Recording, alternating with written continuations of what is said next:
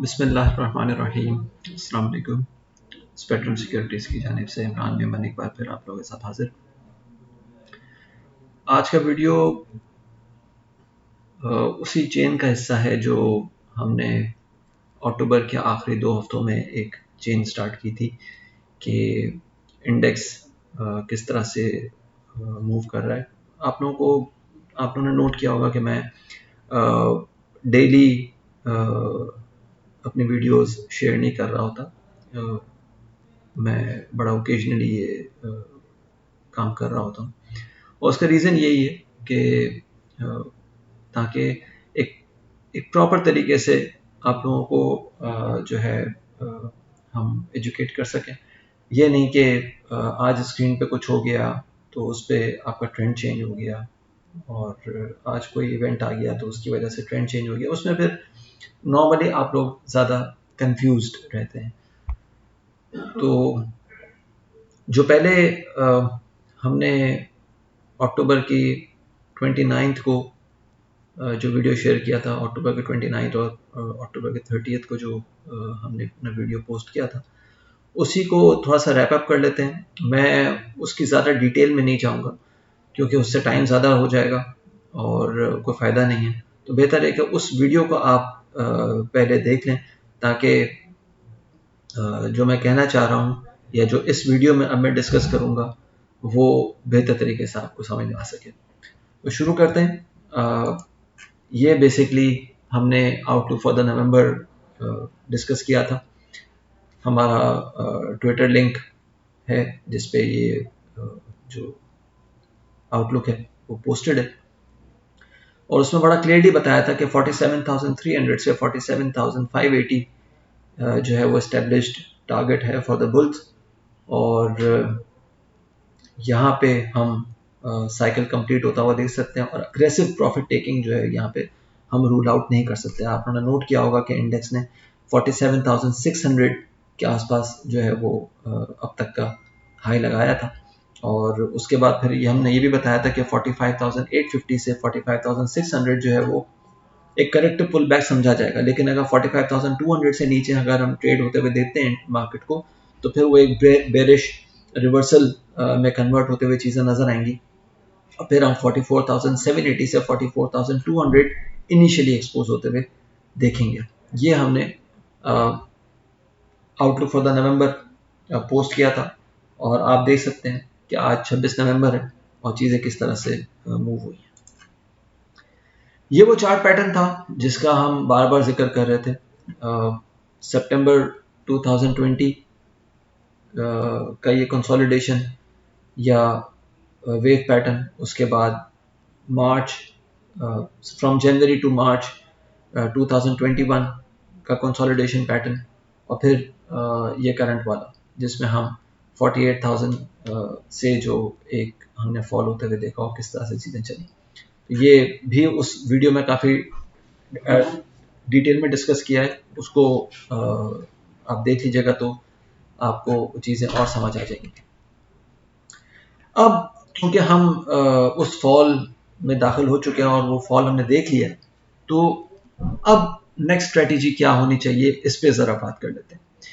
जो लोग जिन्होंने प्रॉफिट टेक किया उन लेवल्स पे 47,000 एंड अबव,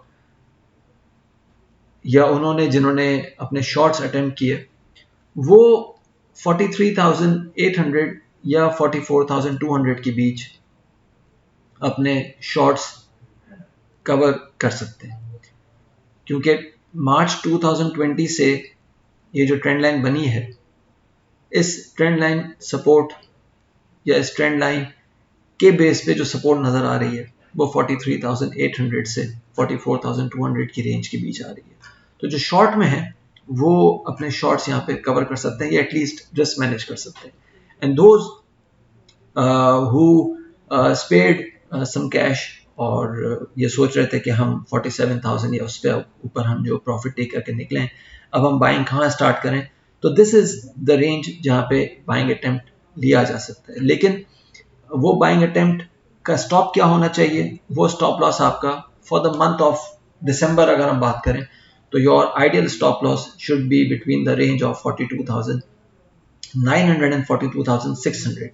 उसकी रीजन ये है कि ये जो कंसोलिडेशन, डाउनसाइड कंसोलिडेशन पैटर्न या जो डाउनसाइड बॉक्स बना है, इसकी सपोर्ट और ये जो हॉरिजॉन्टल सपोर्ट आप और ये हॉरिजॉन्टल लाइन जो आप देख रहे हैं, इसकी हॉरिजॉन्टल लाइन की आप देख रहे हैं कितनी जबरदस्त सिग्निफिकेंस है कि जब मार्केट फॉलिंग पीरियड में थी तो यहाँ पे सपोर्ट आती रही, फिर जब मार्केट एक राइजिंग ट्रेंड में आए तो यहाँ पे रेजिस्टेंस आती रही। तो ये सपोर्ट जो है, ये हॉरिजॉन्टल लाइन अपना काफी अग्रेसिव रोल प्ले कर सकती है, अपना काफी वाइटल रोल प्ले कर सकती है।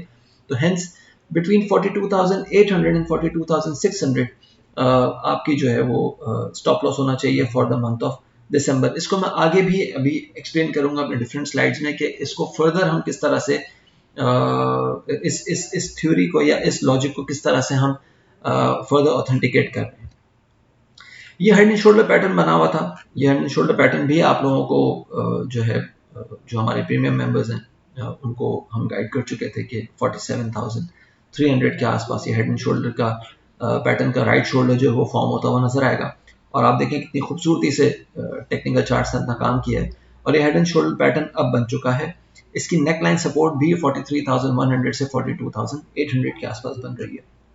तो यहाँ पे भी जो पिछली स्लाइड जिसकी मैंने यहाँ बात की थी, इस सपोर्ट को ये नेकलाइन भी जो है वो ऑथेंटिकेट कर रही है। अब सवाल ये आता है कि लोग मुझसे पूछते हैं कि भाई आप रेंज क्यों देते हैं। देखें, आप एक गाड़ी चला रहे हैं, ठीक है, and you are going on top speed, आगे खुदा ना खास्ता कोई बिल्ली का बच्चा आ जाता है या कोई हर्डल आ जाता है, कोई गाड़ी आगे कोई एक्सीडेंट हुआ है, आप एकदम से ब्रेक लगाते हैं। क्या गाड़ी आपके जितने भी पावरफुल ब्रेक्स हो, जितने भी आपकी गाड़ी जो है वो टॉप ऑफ द लाइन गाड़ी आप चला रहे हो, लेकिन क्या ब्रेक लगाते गाड़ी स्प्लिट सेकंड पे रुक जाएगी?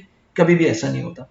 वो कुछ टाइम लेती है गाड़ी, जितनी स्पीड होती है उसी हिसाब से वो उसका जो लॉ ऑफ फिजिक्स है वो अप्लाई हो रहा होता है, जो लॉ ऑफ फ्रिक्शन है वो अप्लाई हो रहा होता है। और उस पर आप जब ब्रेक लगाते हैं तो गाड़ी फौरन नहीं रुकती, कुछ सेकंड्स बाद और कुछ मीटर्स, कुछ एरिया को वो स्किड करने के बाद रुकती है। तो यहाँ पे जब हम टेक्निकल रेंजेस की बात कर रहे होते हैं तो उसका भी मतलब यही होता है कि अगर खुदा ना खासा कोई स्लिपेज आता है या कोई फॉल्स ब्रेकआउट अटेम्प्ट होता है तो वो रेंज आपको जहन में रखनी है।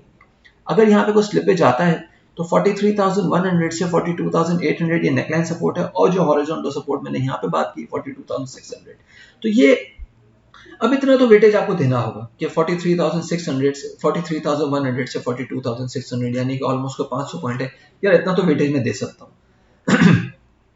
तो वो आपने वेटेज देके वहां पे आपने स्टॉप्स को अपने जो है मैनेज करना होगा। अच्छा, अब यहां से चीजें ऊपर कहां आ सकती हैं?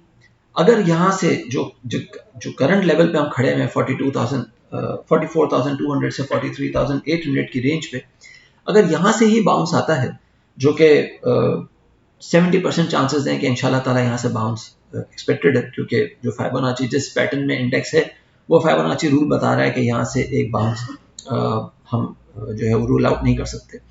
अब ये बाउंस अगर आता है तो ये बाउंस 44,800 से 45,400 तक इनिशियली हम देख सकते हैं। यहीं पे इस जो राइट शोल्डर की जो डिसेंडिंग लाइन है वो यहाँ पे इसको रेजिस्टेंस दे सकती है। लेकिन अगर ये रेजिस्टेंस टूटती है तो फिर हम जो top for the this short term pattern है वो 46,350 से 46,700 तक देख सकते हैं।